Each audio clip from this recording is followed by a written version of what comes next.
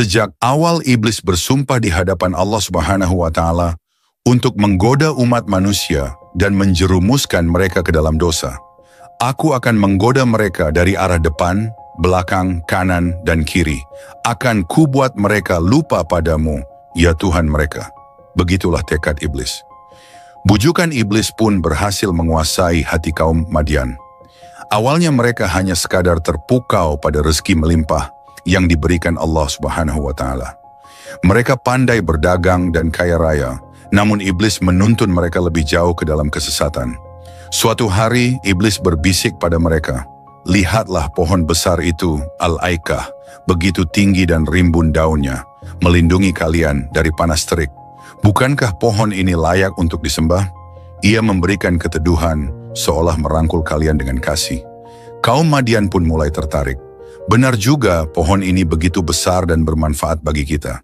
Ia melindungi dan memberi kesejukan, ujar sebagian dari mereka. Iblis semakin memperdaya mereka dengan halus.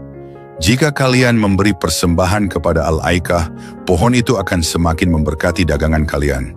Rezeki akan bertambah melimpah dan kalian akan semakin dihormati," bujuk iblis dengan suara penuh rayuan. Perlahan-lahan kaum Madian mulai terseret. Mereka meletakkan sesembahan di bawah pohon besar itu, menyembah Al-Aikah seolah pohon tersebut adalah pelindung dan sumber kekuatan mereka. Keimanan mereka kepada Allah Subhanahu wa Ta'ala lenyap dan mereka semakin jauh dari jalan yang benar.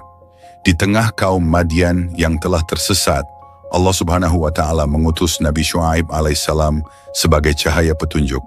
Nabi Syuaib alaihissalam adalah keturunan Nabi Luth alaihissalam, seorang nabi yang dikenal karena kecerdasan dan kemampuannya dalam berkhotbah. Beliau berbicara dengan tegas namun penuh kasih sayang, mengingatkan kaum Madian akan akibat dari tindakan mereka. "Kaumku," seru Nabi Syuaib alaihissalam pada suatu hari, "apa yang kalian lakukan adalah salah besar.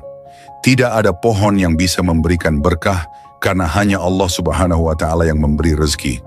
Tinggalkanlah penyembahan pada Al-Aikah dan kembalilah kepada Allah." Namun kaum Madian dengan hati yang keras dan mata yang buta oleh keserakahan menolak. Mereka menertawakan Nabi Syuaib alaihissalam, menganggap ajarannya sebagai ancaman bagi kebebasan dan kebiasaan mereka.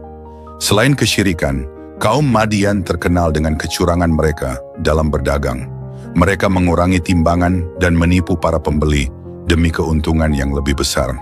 Pasar Madian menjadi ladang bagi ketidakjujuran dan orang-orang bersaing untuk menjadi yang terkaya dengan cara apapun. Suasana pasar penuh intrik dan tipu daya.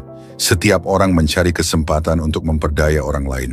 Sahabat umat muslim, sebelum kita masuk ke kisah utamanya, kami mohon agar Anda menonton video ini hingga akhir supaya tidak terjadi kesalahpahaman. Jangan lupa untuk memberikan like, subscribe, dan tinggalkan komentar jika ada yang perlu diluruskan dari kisah kali ini. Bismillah, mari kita mulai kisahnya.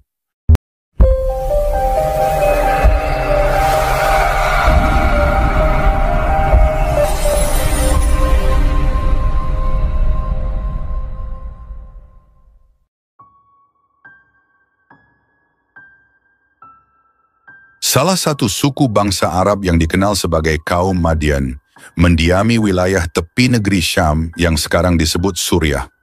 Wilayah hunian mereka berbatasan dengan Hijaz dan berdekatan dengan Danau Luth.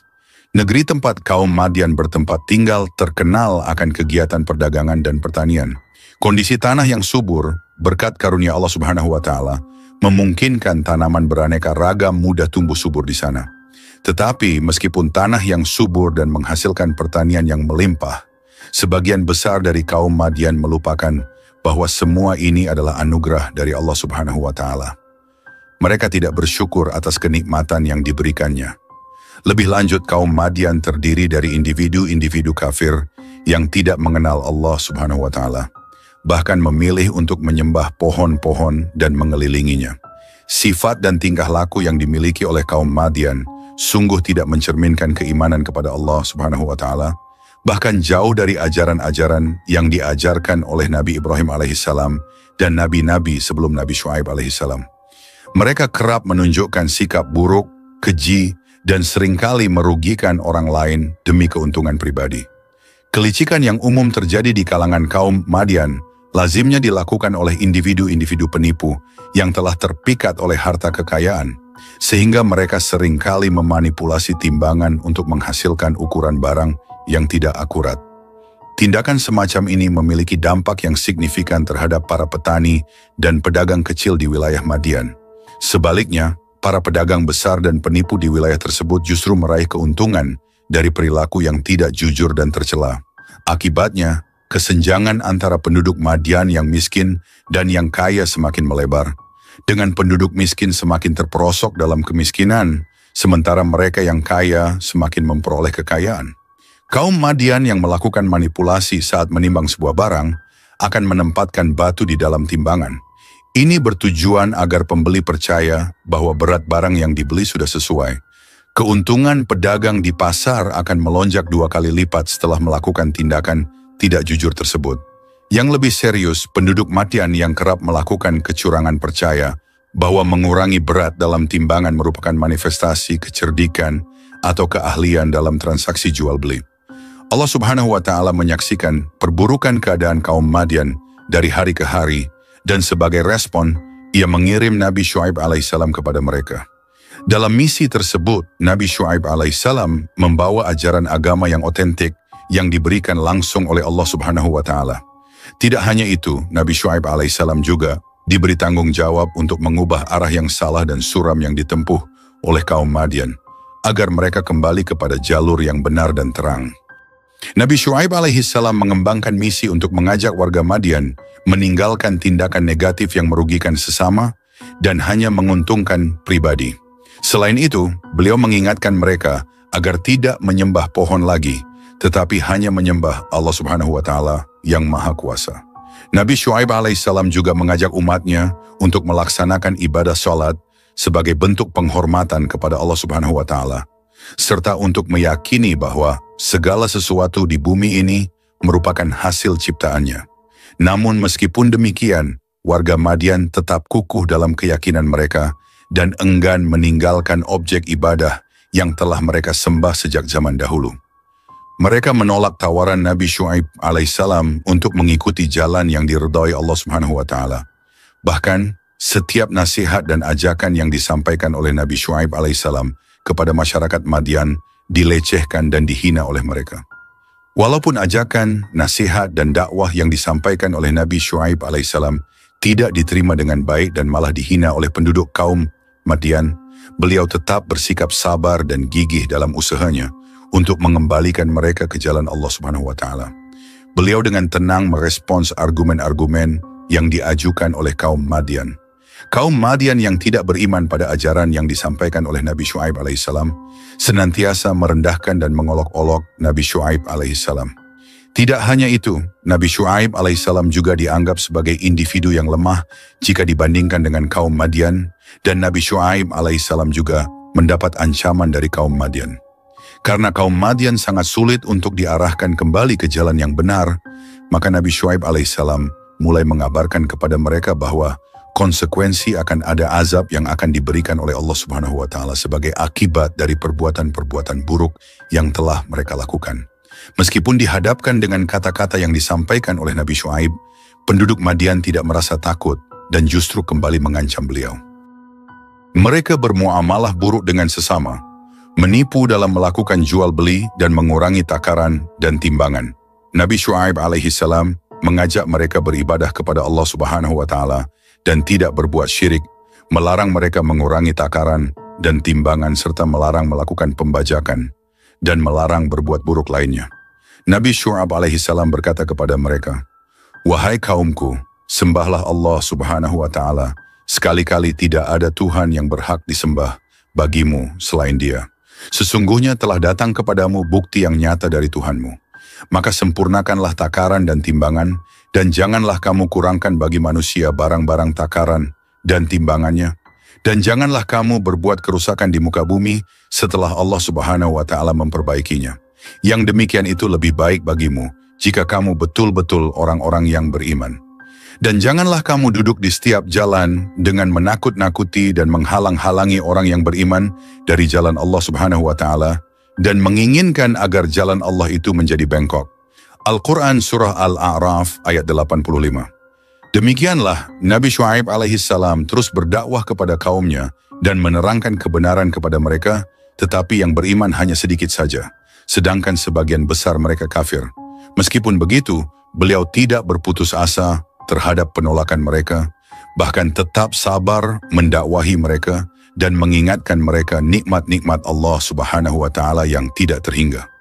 Akan tetapi kaumnya tetap tidak menerima nasihat dan dakwahnya.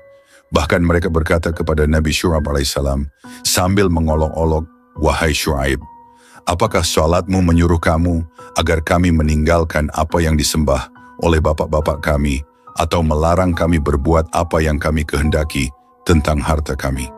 Sesungguhnya kamu adalah orang yang sangat penyantun lagi berakal." Al-Quran Surah Hud ayat 87. Kemudian Nabi Syuaib alaihissalam membantah mereka dengan kalimat yang halus sambil mengajak mereka kepada yang hak. "Wahai kaumku, bagaimana pendapatmu jika aku mempunyai bukti yang nyata dari Tuhanku dan dianugerahinya aku darinya rezeki yang baik? Patutkah aku menyalahi perintahnya? Dan aku tidak berkehendak menyalahi kamu dengan mengerjakan apa yang aku larang. Aku tidak bermaksud kecuali mendatangkan perbaikan selama aku masih sanggup. Dan tidak ada taufik bagiku melainkan dengan pertolongan Allah Subhanahu wa Ta'ala. Hanya kepada Allah aku bertawakal dan hanya kepadanya aku kembali." Al-Quran Surah Hud ayat 88. Seperti itulah Nabi Syuaib alaihissalam. Beliau berdakwah dengan argumentasi yang kuat sehingga beliau disebut Khotibul Anbiya, ahli pidato dari kalangan para nabi.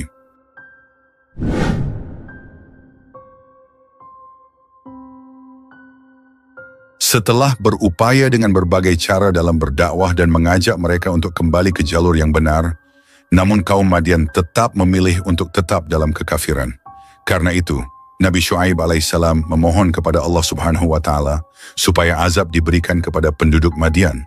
Allah Subhanahu wa Ta'ala mendengar doa Nabi Syuaib alaihissalam, lalu mengabulkan permohonan tersebut.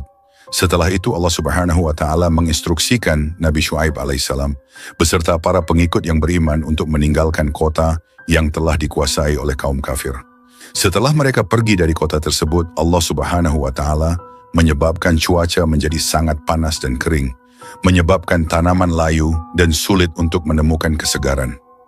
Lalu Allah Subhanahu wa Ta'ala pun mengirimkan gempa bumi dan suara petir yang mengakibatkan kematian bagi penduduk Madian yang ingkar. Hukuman yang ditimpakan oleh Allah Subhanahu wa Ta'ala serupa dengan kedatangan hari kiamat. Seluruh malapetaka tersebut terjadi karena kaum Madian enggan untuk kembali kepada jalan Allah Subhanahu wa Ta'ala. Dalam kegelapan malam yang pekat, dengan suara gemuruh halus dari tanah yang bergetar, Nabi Syuaib alaihissalam menatap kaum Madian yang masih saja enggan memperhatikan peringatannya. Di tengah-tengah kerumunan mereka yang menatapnya dengan tatapan tajam penuh amarah, beliau mencoba untuk yang terakhir kalinya memperingatkan mereka. Suaranya penuh ketegasan namun tetap dipenuhi kasih sayang. "Wahai kaumku," ujar Nabi Syuaib alaihissalam dengan suara lantang, namun terdengar getaran penuh keprihatinan dalam setiap katanya.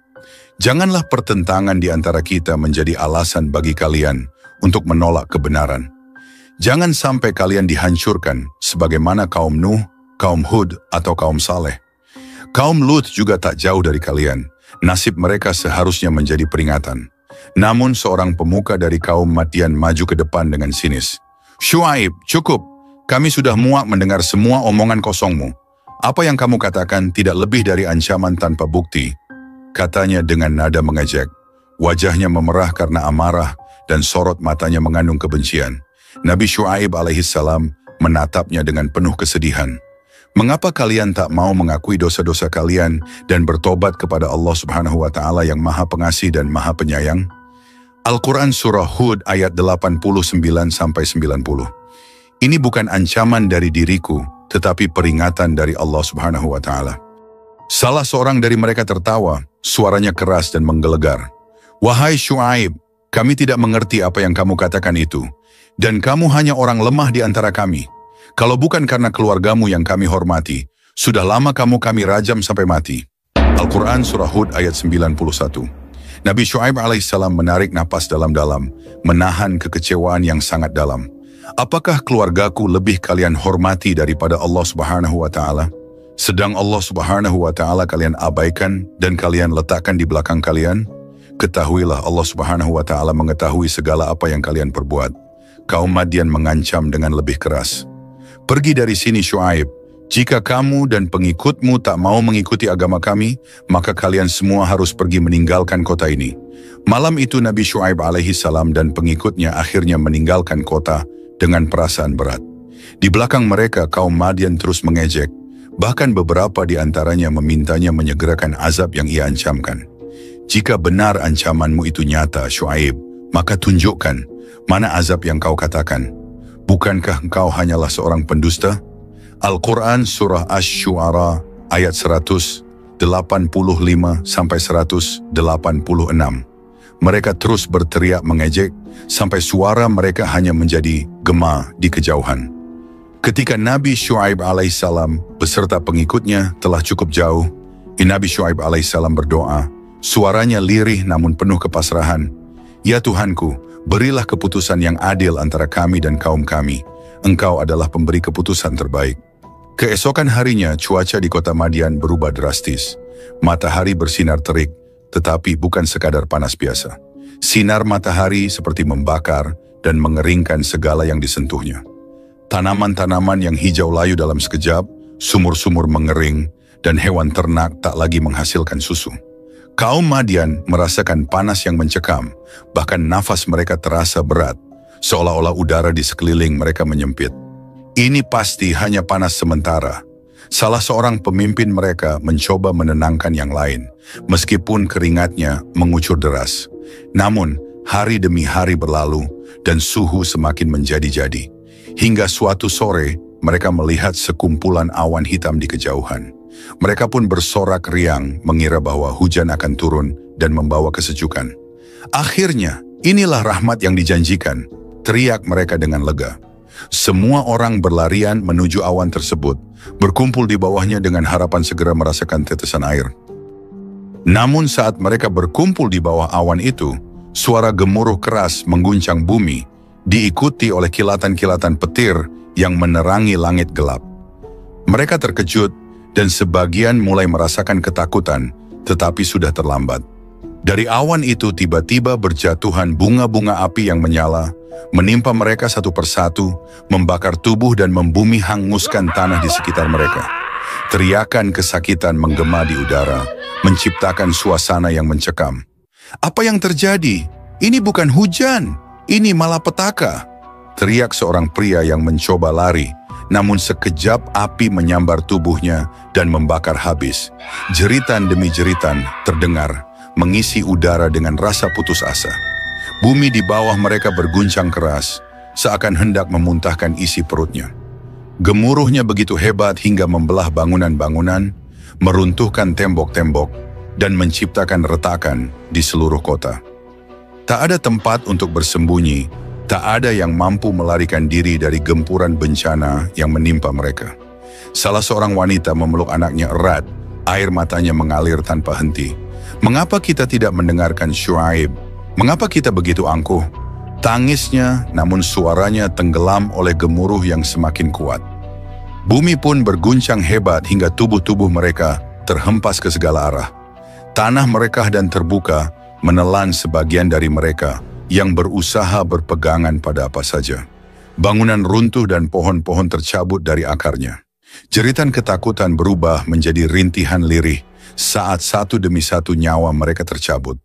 Dalam kepanikan dan penderitaan yang tak terhingga, seorang pemuka mereka yang sebelumnya selalu menentang dan mengejek Nabi Syuaib alaihissalam menatap langit dengan wajah penuh penyesalan. Namun saat dia mencoba berteriak, suara petir yang menggelegar merobek udara dan mengakhiri hidupnya seketika. Sisa-sisa kaum Madian yang masih bertahan dalam ketakutan melihat tubuh pemimpin mereka jatuh tak bernyawa, dan seketika mereka menyadari penyesalan mereka telah terlambat. Dalam keheningan yang mengerikan, Nabi Syuaib alaihissalam dan para pengikutnya berdiri di luar kota, yang kini hanya menyisakan puing-puing dan jasad-jasad tak bernyawa. Dengan wajah yang tenang namun penuh keprihatinan, Nabi Syuaib alaihissalam berkata, "Wahai kaumku, sesungguhnya aku telah menyampaikan kepadamu amanat-amanat Tuhanku, dan aku telah memberi nasihat kepadamu. Maka bagaimana aku akan bersedih hati terhadap orang-orang yang ingkar. Gemuruh dan teriakan yang mencekam kini berhenti, meninggalkan sunyi yang menakutkan. Debu-debu beterbangan, membawa jejak dari mereka yang telah binasa.